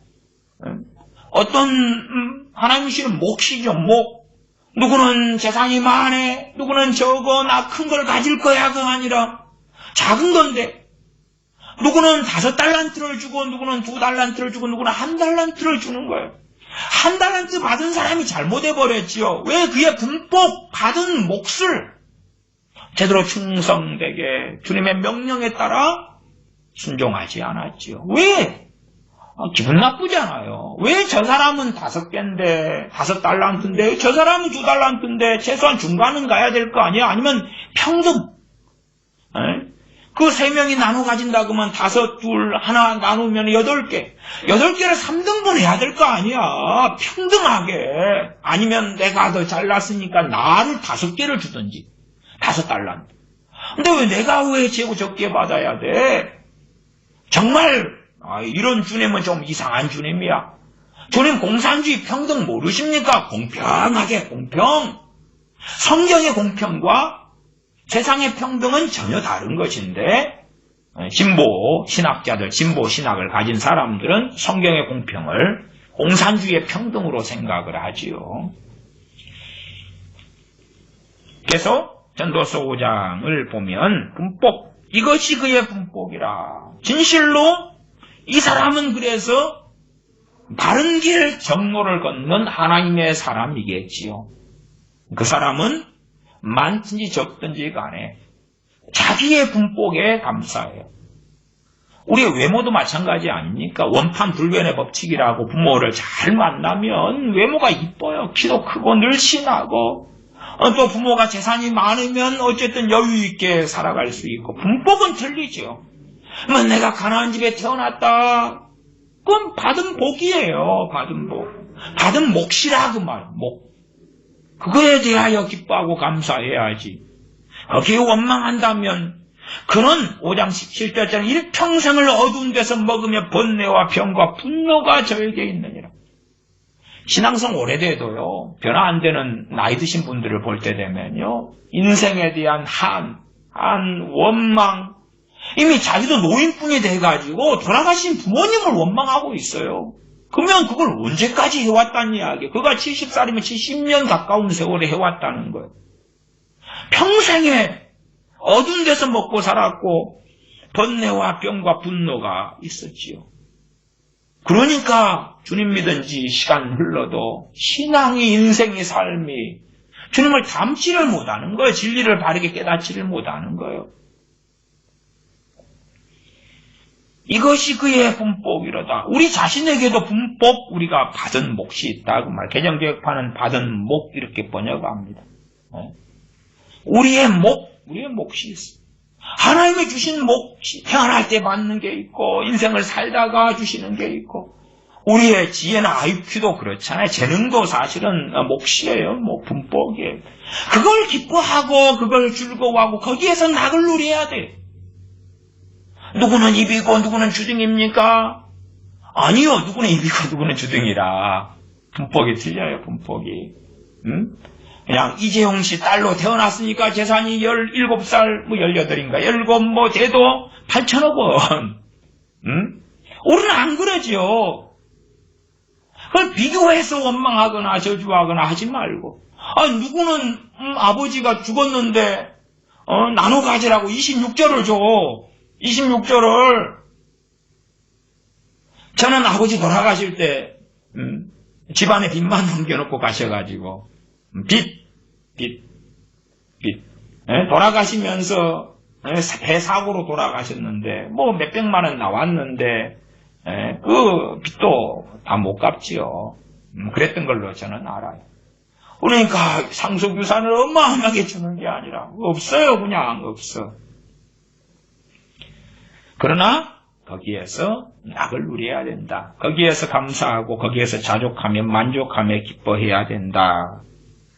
19절 어떤 사람에게든지 하나님이 재물과 부요를 주사 능히 누리게 하시며 분복을 받아 수고함으로 즐거워하게 하신 것은 분복, 제목, 자기 몫을 받아 수고함으로 즐거워하게 하신 것은 하나님의 선물이라.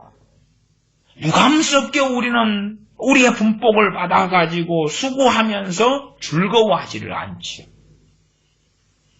그 일하는 가운데 즐거워해야 되는데 그걸 안 하는 거예요. 그리고 아니 저 어마어마한 재산이나 저것을 주면 내가 그때부터 즐거워할게요.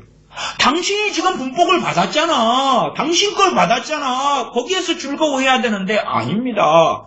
저 사람 것을 받고 싶어요. 저 사람 걸 받고 싶어요. 남의 손에 쥔 떡이 더 크게 보이기도 하고 사실은 진짜 남의 손에 쥔 떡이 더 크고 더 맛있는 것일 수 있어요. 그게 더 많겠지요. 더 많아. 그러나 19절 하반에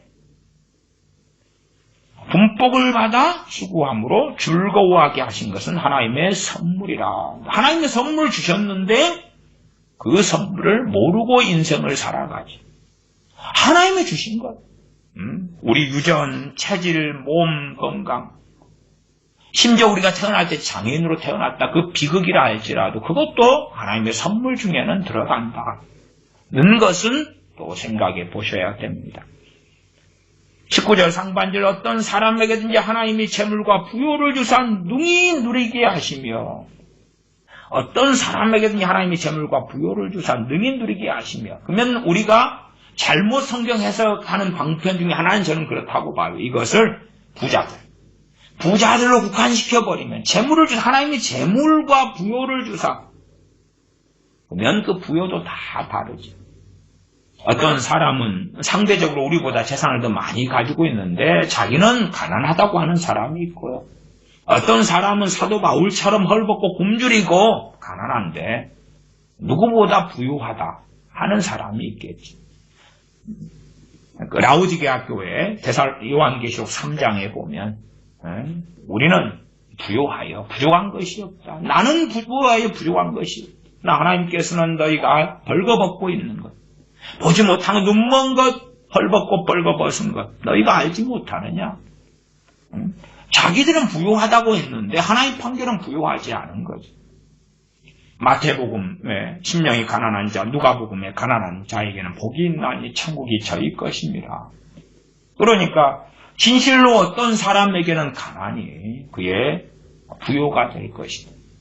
물론 가난이라는 이 저주처럼 보이는 것 때문에 이것이 슬픈 일이고 단시간 일처럼 생각할 수 있겠지. 그러나 많은 가난은 진실로 부요로 탈바꿈되는 나아가 하나님께 나오고 하나님께 굴복하며 하나님을 찬양하며 주님을 섬기게 되는 천국의 문이 많은 사람들에게 가난이 될 것이다. 물론 우리는 가난하지 않고 중산층이나 되면 좋겠어요. 그러나 제 개인적으로는 저는 가난이 인생을 살아왔을 때 큰 선물이고 부요였다. 가난했기 때문에 더 기도하고 주님을 의지할 수 있었고 가난했기 때문에 주님만 의지하고 살 수가 있었다. 제가 대학을 갔을 때도 가난했기 때문에 하숙할 돈이나 가난했기 때문에 자취방을 얻을 돈이나 그런 게 없었어요. 근데 저는 가난했기 때문에 주님만 의지하고 얍실한 담요 한 장만 가지고 대학 교재를 살 돈도 없고 제대로 밥 사 먹을 돈도 없고 자취방도 없고 기숙사도 얻지 못하고 그런 돈이 없으니까 그리고 대학으로 상경을 했습니다. 가난하니까.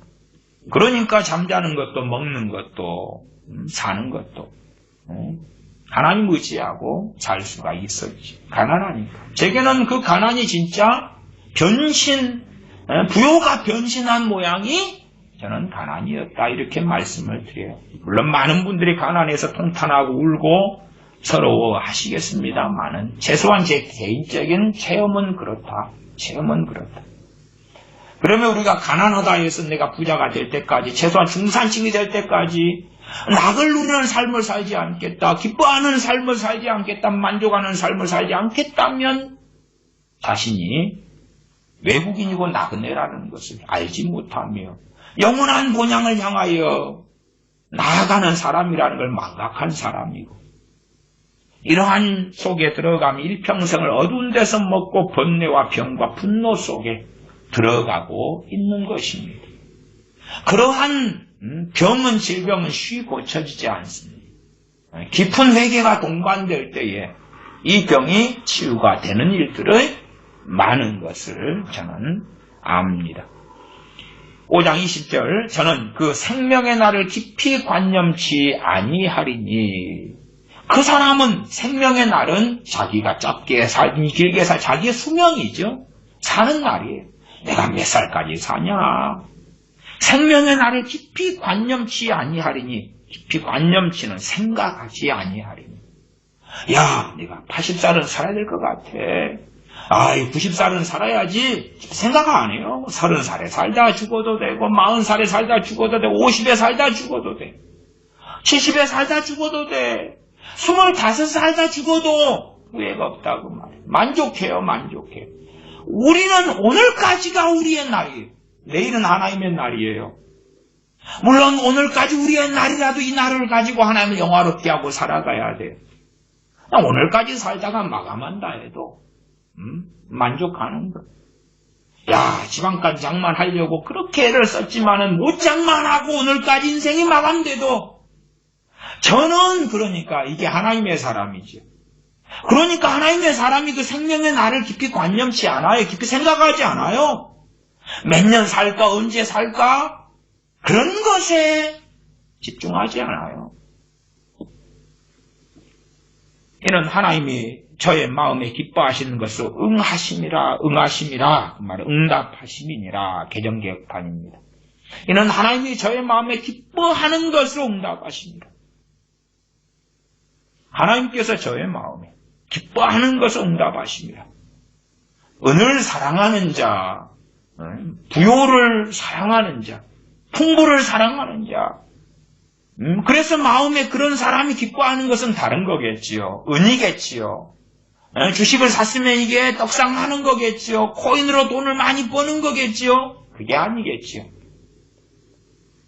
아브라함은 나그네로 외국인으로 살았습니다. 그리고 그 마음에 기뻐하는 것으로 하나님이 응답하셨다 그 말이에요. 응답하셨다. 진실로 하나님의 사람들의 그 마음에 기뻐하는 것이 무엇이냐는 것. 우리 마음에 정말로 기뻐하는 것이 무엇입니까? 기도에 대한 설교를 최근에도 했습니다. 주세요 다고 그것이 있으면은 그런 것이 있으면 기쁨이 생기겠죠. 좋은 차나 장만하면 기쁨이 생기겠죠. 외제차나 선물로 들어왔다면 얼마나 기쁘겠어요. 좋은 아파트 하나 장만했으면 얼마나 기쁘겠어요. 아파트 사는데 융자 받은 거 다 갚았으면 진짜 내 아파트가 100% 됐다면 얼마나 기쁘겠어요. 그러나 하나님의 사람들은 그것이 그 사람의 마음을 사로잡는 기쁨이 돼서는 안 됩니다. 하나님께서는 그 사람의 기뻐하는 저의 마음에 기뻐하는 것으로 응하심이니라. 아무나? 아니지요. 정말 마음에 기뻐하는 것이 무엇이 되어야 됩니까? 무엇이 되어야 됩니까? 사도 바울의 고백들을 볼 때에 사도 바울의 마음에 진실로 기뻐하는 것들, 그가 애타하는 것, 그가 슬퍼했던 것, 그가 간절했던 것, 그가 사모했던 것, 그가 열망했던 것은 무엇입니까? 하나님의 사람들이 진실로 그 마음에 기뻐하는 것이 그런 것이 되어야 됩니다. 다니엘 선지자가 그 마음에 기뻐하는 것이 무엇이었습니까? 바벨론 총리로서의 권세였습니까? 요셉이 그 마음에 기뻐하는 바가 이집트의 총리로서의 대단한 권세였습니까? 아니면은 아름다운 여자를 얻어서 누리는 어떤 가정사였습니까? 아니지요. 우리는 예레미야 선지자가 그 마음에 기뻐하는 것이 무엇인지, 엘리야 선지자가 무엇이었는지, 우리 주님께서 이 땅에 오셔서 공생의 사역을 하시면서 주님 마음에 기뻐하는 것, 주님께서는 여우도 굴이 있는데 새도 보금자리가 있는데 나는 인자는 머리를 곳이 없다. 그러나 주님 마음에 기뻐하는 것, 내가 하나님을 기쁘시게 하는 것, 나를 기쁘게 하는 게 아니라 아버지를 기쁘시게 하는 것, 아버지를 영화롭게 하는 것, 하나님의 일을 하는 것이 내가 내 양식이고 내 먹을 것이다. 진실로 우리가 우리의 마음에 기뻐하는 것, 그것으로 하나님의 사람들에게 하나님께서는 응답하실 것입니다. 이 땅에서 얼마를 맛볼 수 있고, 그러나 아버지 앞에 섰을 때에 진실로 응답하시고 응하시는 것을 볼 것입니다. 최소한 이 땅에서 부분적으로라도 우리의 마음에 기뻐하는 것으로 주시는데, 그러나 진실로 그것은 세속적이고 육적이며 정욕적이며 은이나 금이나 풍부나 재산이나 그것과는 거리가 멀다는 것도 아셔야 됩니다. 기도하겠습니다. 아버지 하나님, 우리가 어리석어져서 은을 사랑하고 풍부를 사랑하고 재산을 사랑하고 세상의 영광을 사랑하고 달려갈 때가 아주 많습니다. 진실로 우리의 분복, 하나님께 주신 몫을 감사함으로 기뻐함으로 누리기보다도 다른 사람 손에 든 것을 더 갈망하고 원하며 다른 사람이 가지고 소유한 걸 더 원해서 그런 어리석음 속에 들지 않게 하여 주시옵소서. 2달란트 받은 종이 자신의 달란트에 충성되게 주님을 섬겼던 것처럼 우리의 주신 몫을 따라서 기뻐하며 감사하며 만족하며 즐거워하며 찬양하며 찬미하며 그러면서 우리 마음에 진실로 원하는 소원, 간절히 바라는 것, 소망하는 것에 응답하시는, 또한 응답하실 하나님을 영화롭게 하는 삶을 살게 하여 주시옵소서. 우리 주 예수님의 이름으로 기도하옵나이다. 아멘.